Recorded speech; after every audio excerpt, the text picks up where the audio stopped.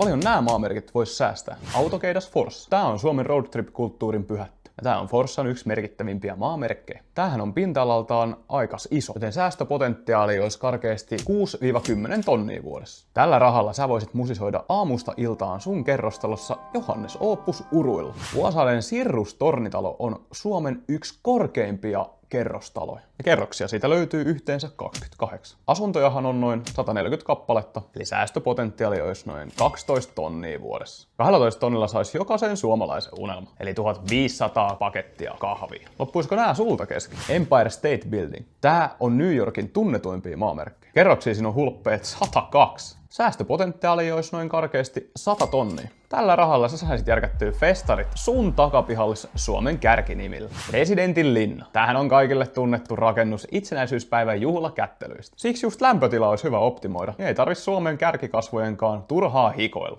Ja huoneita löytyy noin 100 kappaletta rakennuksesta. Säästöpotentiaalia rakennuksella vuodessa olisi about 10-15 tonnia. Tää summahan olisi käsiraha upeaan kaksioon Kouvolasta. Ja sä pääsisit olemaan uusi ylpeä osakkeenomistaja. Burj Khalifahan on maailman korkein rakennus, joka on 828 metriä korkea. Kerroksia on yhteensä 163. Tähän sijaitsee Dubaissa, joten olosuhteet on vähän lämpimämmät kuin täällä meillä Härmässä. Mutta jos nyt sanottaisiin, että tämä rakennus siirrettäisiin vaikka Äkäslompoloon, niin Suomen olosuhteissa säästöpotentiaali olisi noin hulppeet 83 tonnia vuodessa. 83 tonnilla sä saisit 10 saunalauttaa. Tai vaihtoehtoisesti pienen jahdin, jolla ottaa vähän lämpöä kesäisinä hellepäivin. Kato paljon sun asuntos säästät meidän laskurista.